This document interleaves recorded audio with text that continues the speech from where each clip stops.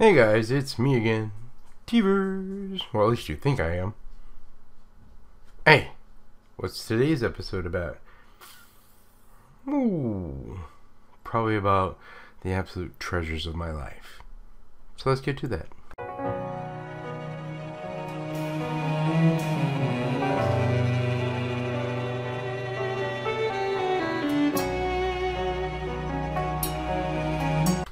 So this is the last of the foundation of my life. Moving forward, we should be talking about stories, the little stories of my life. Sorry guys that we had to make all of this so long, but if you wanted to really understand all the stories of my life that I find fun, I laugh, I cry, you needed to know the rest of my life. And today, we're talking about treasures. My kids. My grandkids, the things in my life that mean so much. Yes, I have love in my life for a woman, but the truth, these are my number twos. I have a list of priorities in my life that are absolutely essential for me. I believe everybody should have this exact same order, or at least similar to it. The first person in this world that's the most important is moi. And the reason I am absolutely the most important person in this world is because if I cannot take care of me, then I cannot take care of anybody else that's as important to me, or, on that list. So taking care of me first in this world is number one. Mentally, physically, socially, all of that. Absolutely, I'm number one. But my number two is my kids. And that includes my grandkids, and to some extent, believe it or not, my pets, my dogs, my cat. Okay, my number three, of course, is my partner, which is Bumblebee. My number four is my best friends. For a lot of other people, number four could be family, but my family, maybe we don't have a last foundation. Right, we're going to have one more after this. Sorry, guys, one more about my family in this messed up world. Really messed up world. Anyway, my family is way down the list. Tech friends are just very dysfunctional. It's not that I don't have bad people in family. I do have bad people. But my number twos. This is what we needed to talk about today. Okay. So, I have two of my own children. Currently. That could change. Who knows? And then I have stepchildren. And I want to get into them as well a bit, because they were a very important part of my life. But we'll start off with, okay, so my oldest is my daughter. That is Amelia. When she was little, I called her Mimi, because she used to hold her hand up and go, me, me, me, me. But she became Mimi. She likes to be called Mia. Older. It's a beautiful, beautiful young lady who just graduated from Poli-Sci University. Hey. Way to go, sweetheart. Yeah, I'm so proud of you. Okay. So my first wife and I were told that we could never have kids. Her things were damaged so much that it was an impossibility. Yay. And then one day we found out that's not completely true. And I gotta let you know that I found out that I wasn't gonna have kids. I was like actually quite elatedly happy about that. And you'd wonder why, because later on, well, you remember my upbringing wasn't as the best, and I was so afraid that I was I was in an anger stage at that point in my life, and I didn't want to be anything like my mother. All that anger, had I realized later on, which I did, that there was so much to give that my mother gave me that to give to my daughter. Now my daughter, we didn't know it was a girl. There's a funny story how how she was conceived. But, so, she was, the day she was born, I'll have you know that I was terrified, did not want to be a parent.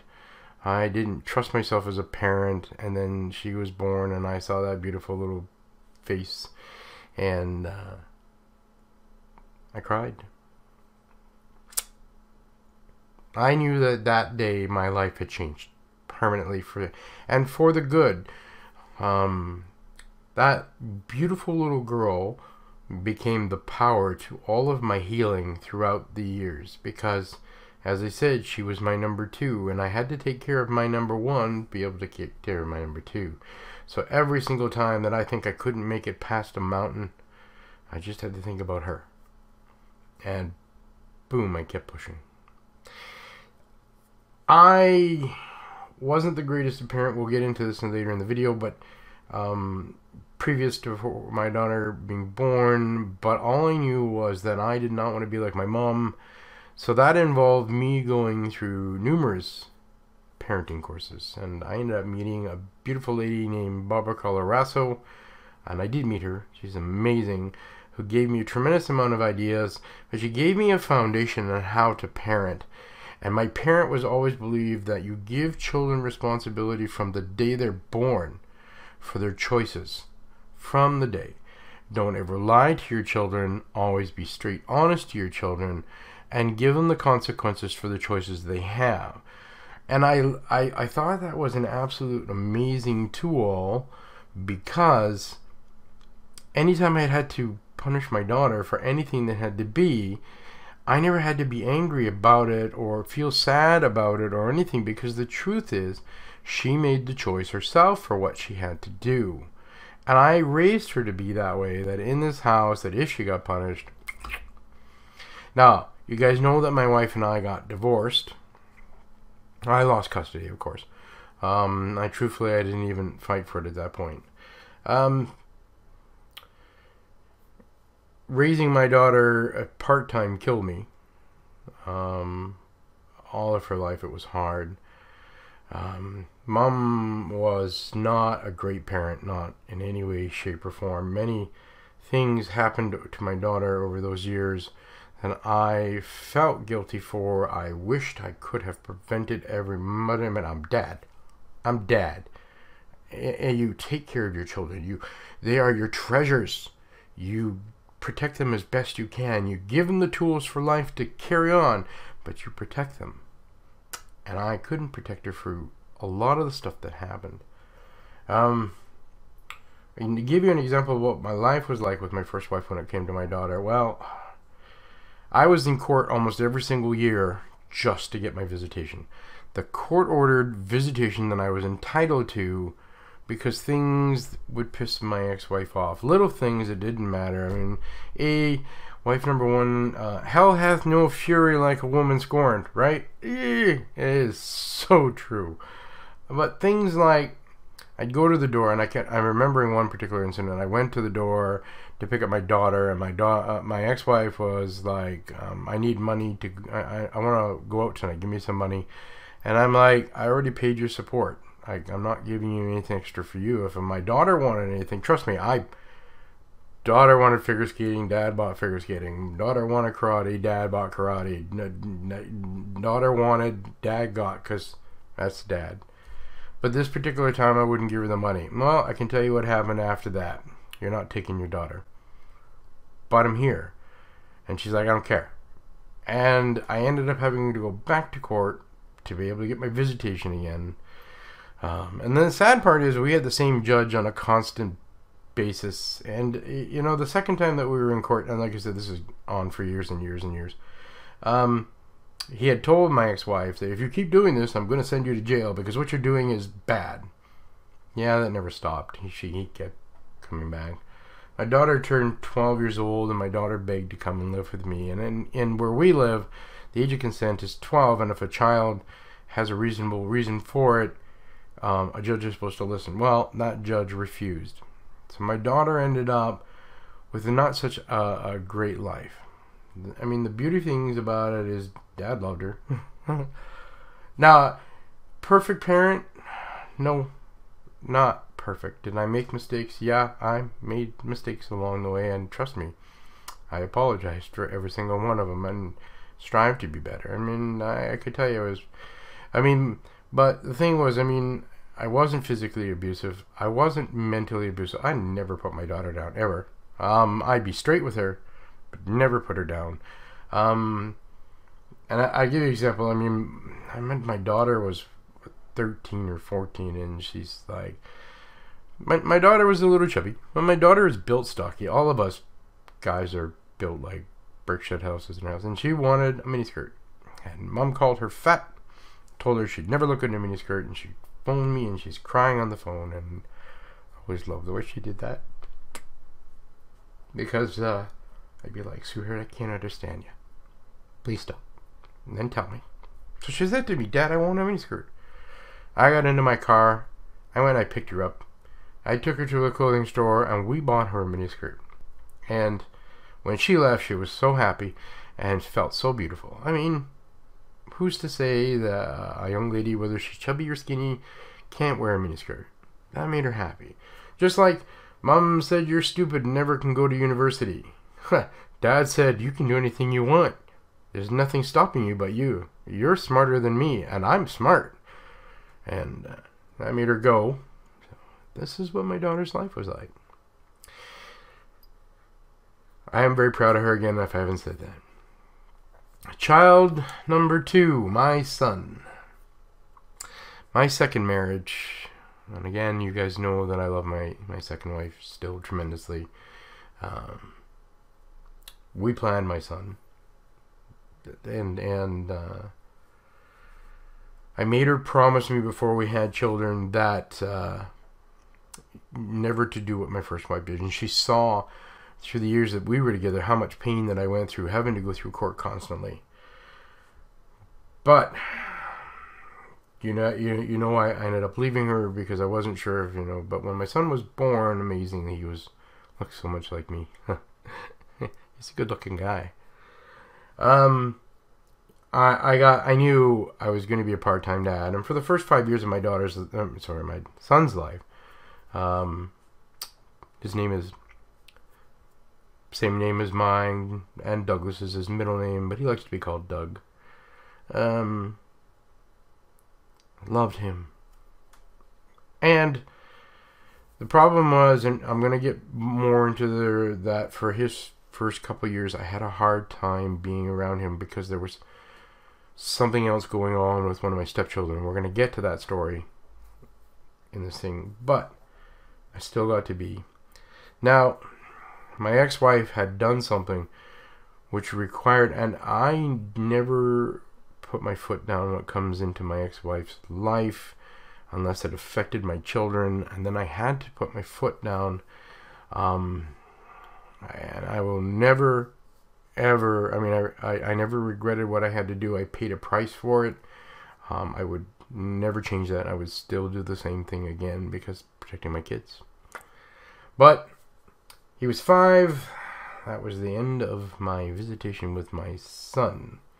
Now, I didn't really push so hard at that point because I was going through therapy and a lot of guilt in my stuff, and even my counselor agreed that it would be wise to take a year off from my kids to get myself into a better place so that I could be the parent that I wanted to be. And I did.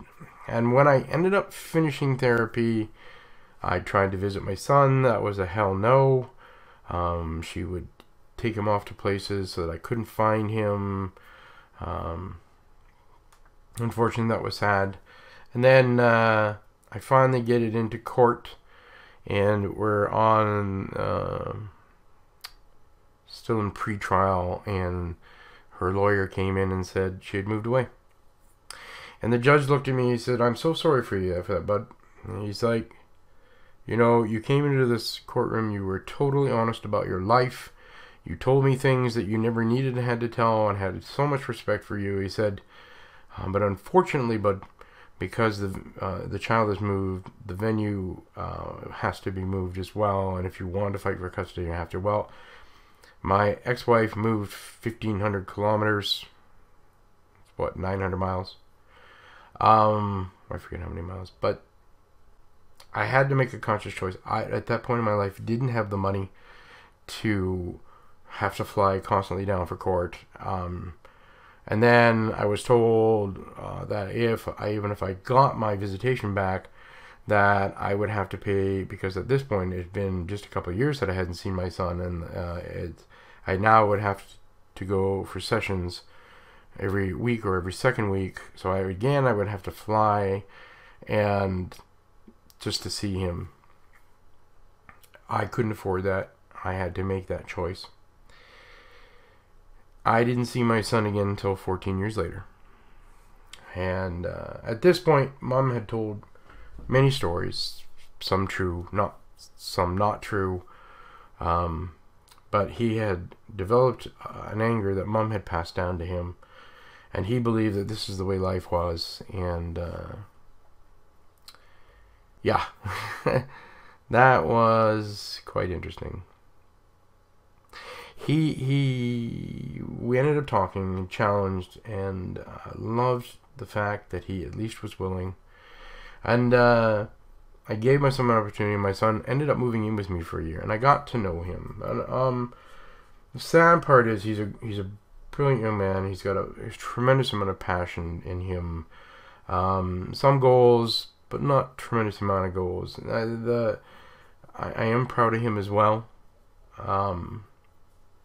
But he's got a lot of baggage that has been carried over from all the stuff that had gone on.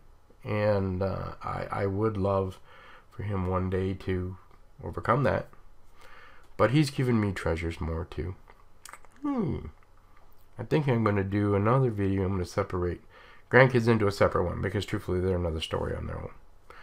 Okay, that's my kids, and I love my kids. And right now my son is not talking to me because he's mad at me. And if he's anything like the rest of, like his mom, for example, it might be a few more years that he is before he's talking to me again, sadly. Alright, stepkids. First marriage, 2 boys, Richard and Logan. And I'm going to be honest with you, dead honest with you right now, not the best parent in the world at that point, because this is pre my daughter. And I believed in corporal punishment, because that's the way I was raised. And the oldest boy, Richard, good boy, very good boy, brilliant mind. I had to apologize to him years later for the things that I had done to him. Spankings were, and I used the belt. I used the belt a lot. And then I had the youngest one, Logan, who was a high-end ADD child, who gave me gifts, and I'm going to explain them in a minute. But how do you raise an ADD child if you don't even know how to raise a normal child? And there wasn't a lot of support back then to raise an ADD child. It was still in the beginning of the ADD children thingy. Anyway,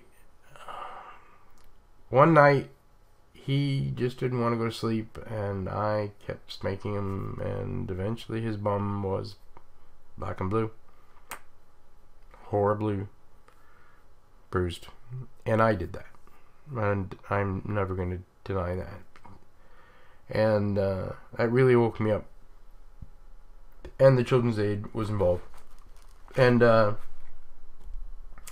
good thing about that is that, you know, we got put into, I think it was 2 parenting courses on ADD and how to be a parent. The truth is, those sessions really sucked, and almost nothing of that we learned helped in any way.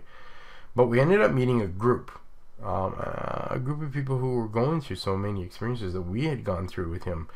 And that group was absolutely amazing. They gave me many ideas to go on with parenting. Many. And it did change, and it made my parenting better, and it added to the parenting I took on. The oldest child was my first one when it came to stubbornness, because I always believe you take responsibility in the house, you be responsible in the house. Gave him chores like dishes. And if you remembered me telling you parenting, Barbara Colorasso, one of the things that I picked up from her is, how do you get a child to do chores who doesn't want to do chores? And a lot of you've probably experienced this where, hey, get to it, and then they don't, and eventually by the end of the evening you're like, I'm frustrated and mad, and I'm going to punish them. She came up with this idea, or she had this idea, and I liked it. And so dishes are responsibility. You sit, you eat supper. At the end of supper, you look at the child and you say, remember, you got to do dishes, and it has to be done by the end of the day. And you leave it. Absolutely leave it after that. And trust me, guys, this works well. So that first time he went off, Played. Bedtime came around, went off to bed. I sat back and chuckled because I knew what I had to do, and I was about to. So, 1 second after midnight, it's now the end of the day. So you go and you wake up your child, and you say, dishes have to be done. You promised they'd be done by the end of the day. It's now the end of the day. So you have this tired boy who's like, I just want to sleep, I got school in the morning. And you're like, a deal's a deal, buddy. Sorry. Oh, that whiny, cry little boy got his butt out of bed. Took him a lot longer to do dishes that night than before. But he got them done. And the next time I said get it done, the truth is I ended up having to get him out of bed 2 more times. And after that, never again. When chore needed to be done, it was done. Never a hassle again. Always the rule by the end of the day, never a hassle again. Learnings that you learn from. So exception is important. Second wife, 2 beautiful girls. Krista and Cassie. Loved Krista. Krista has this amazing amount of passion that I hope she never loses ever. When she's mad, she's like her mom in that sense. When she's mad, holy smack, she's mad. When she's huge heart for love, though. My story about her was my favorite story about her. So I met Mom, right, Mom? And this is pre-dating Mom, but Krista had this anger. She was 3 years old, and Mom couldn't control it. And I said to her, I says, you know what? Give me 30 days with her. Just 30. And I will have that changed around. Well, Mom said, well, I can't do it. You do it then. Well, I said, you need to watch me and learn. But so every time Krista would get mad, Krista would throw a temperature. And not little, huge, and violently. And so the first time she got no, and I was there, and she said, you know, I picked her up, I took her to her bedroom, and before I closed the bedroom door, I said to her, I says, look, you can come out of here when you're ready to behave, but not until then. Okay. Closed the door on her. I had to hold the door that day, because my gosh, she boom, boom, boom, boom, that door, she was, you know, when she couldn't get the door open, she screamed and yelled, threw things, oh my gosh, and this went on for almost an hour. Passion, told you. At the end of the hour, she finally is like, can I come out now?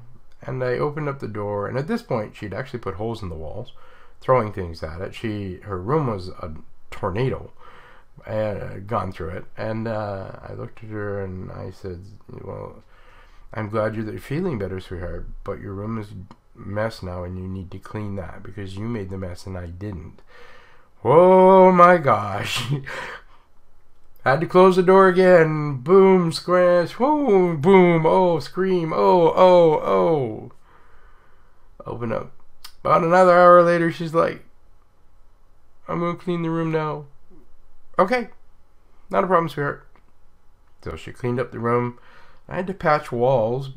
That was the last time she ever put holes in the walls. And the truth is, it was only a few more times after that I actually had to get her to clean the room. She had gone back into the room a few times more, being angry and doing her little temper tantrums. But before the end of the 30 days, she stopped being like that. In the 30 days, she learned how to express her feelings in a positive way. And Mom had to learn how to accept those, whether she wanted to or not. But the relationship had changed between them at that point, and the growth, and I had earned so much respect out of her. Now, her sister Cassie had been born. You already knew the story about her being passed around and me singing to her every night and singing that day and the thing. The beautiful story that I love about her and the most absolute... It's going to make me cry. Tissues. She was 2 or 3 years old. Can't remember exactly what the age was. Mom was at school. I was staying home full-time, taking care of the kids. I'd worked full-time at night, stayed home and took care of the kids during the day while Mom was at school. And got into this routine where we did these things every day, including, oh my gosh, Barney, and if I ever have to see Barney again, I'm going to shoot that dude. One dead purple dinosaur. That's me singing it, trust me. She loved Barney, what can I say? Oh, and Teletubbies. I still love Teletubbies. Anyway, I'm doing dishes one day. It's my morning job, do the dishes, and I'm wearing jogging pants and a sweatshirt, and felt this tug on my pants all of a sudden, and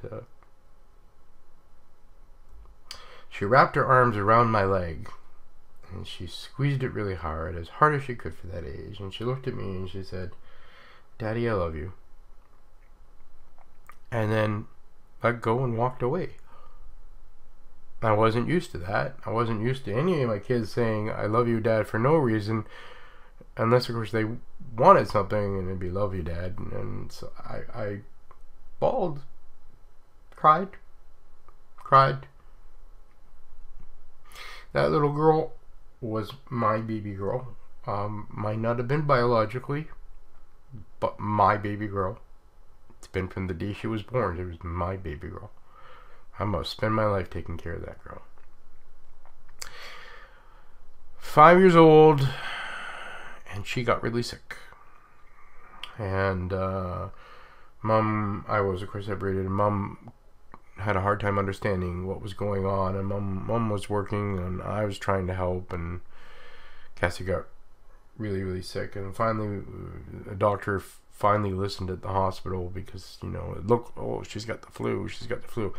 My little 5-year-old girl was laying on a bed, spaced out, had no clue who I am, right? Had no recollection of what happened the hour before, looking spaced. And this doctor looked at her and looked at her pupils and said, "Something's wrong." Took her in for an MRI or a CAT scan, I don't know which one, and found out that she had a tumor. And it wasn't a little tumor either, it was huge. As the doctor said, it was almost the size of a peach. Big. So they flew her out to Sick Kids in Toronto. And I had to stay here, and I had to watch the kids, the rest of the kids, and my kids and Krista. And I got to spend all that time here. I had to quit my job. We didn't have a lot of money. Trying to do the best, and we had a lot of support. And shortly, not too long after being down there, I get this phone call from Sick Kids from my wife, who's like, she's got meningitis, and she's gonna die. They've given her less than 24 hours to live. I'm here, where I am, 1,600, 1,500 freaking kilometers, and no way to get there. In my head, that little girl was gonna die and never see her dad again, ever, and that was killing me. I didn't get a phone call until about 2 or 3 days later, and they're like, it was my wife again, it's like, she's alive, she's fine, and I'm like, holy crap. I thought that was the worst day of my life. Boy, did we wrong. She ended up becoming partially blind, quote, well, not vastly blind. The mental capacity, or the mental awareness that she had pre-tumor was gone. The little girl that I knew was never the same or never there again in that sense. My little girl had become a different girl. That little girl scared me because I missed the girl I missed the most. But the young lady that came out of that actually was more beautiful than the original. And I don't know how you can say that, but so here this little girl had spent a year in a hospital, constantly having things done to her head, that finally, you know, the tumor got removed, and she ended up, she loved to joke at everything, And oh my gosh, she'd get moody some days, but you know, she always had a joke. Always had a joke, and you'd laugh because that's who she was, no matter what. And she reminded me of who I wanted to be, because that's who I was at one point in my life. No matter how rough things got, life was too short. Smile, laugh, just enjoy. So she taught me that lesson to be that way again, because I finished off my therapy at that point, and this is what I want to be. Strived. Now, if you guys follow me on Twitter, you would have known that years later, a few years later, she made it to the age, late teens, early 20s, made it to that age where her cancer finally came back. It killed her. And it did. And I remember that day immensely, because Dad, my partner at that point, was like a star. Had a concert to go to that night. I got a phone call. It was late afternoon. Your daughter had passed away. And Star looked at me and she's like, "Are you going to be okay?" And I'm one of those stubborn, be fine, go do your concert, we'll come back, we'll talk about it when you get home. And it didn't hit me. And then not too long after Star had left to go on her concert, it really hit me. Oh yeah, it hit me. And everybody in my life knows I love tequila, and I had a couple of bottles of Patron, 26 ounces. It took me just over 20 minutes to go through 32 ounces of Patron. That's a lot, and you guys watched me drink the one time. I'm not a heavyweight, I'm a lightweight. And I took that, I went upstairs, I took a knife to the bathroom, I thought about a Roman death and dying in the bathtub, and that's the way I was going to do it. And filled up the bath water with some really good hot water, got into the bathtub, and I texted my partner and told her and my best friend and said that I loved them, and I was thanking them for everything, and I passed out, drunk, in a bathtub. Next thing I know, I'm being woken up. Lessons in life that you learn from the things you guys know, that the hardest, as a parent, the hardest thing you could ever go through is the loss of a child. Now, we knew it was coming, and it doesn't prepare you really for the loss at all. So that's my kids, the significant ones in my life that made that difference that I wanted to talk about today. I am going to talk about my grandkids next. I want to thank you guys for watching this today. It's appreciated. I know if this was touching you today, I'm sorry. I should have warned you. Ooh, tissue paper, man, ahead of time. But guys, I've enjoyed your comments. You guys know I enjoy your comments. Put them down below. Share off my videos to anybody you want to share off these videos. They mean the world to me, and I guarantee you other people are going to enjoy these as well. As much as you guys have been doing that. Love you. Remember, get out there, have fun with somebody you want to have fun. Why? Because remember this, no matter how much you think, life is way too short. One day it's just going to end. Bye for now, guys.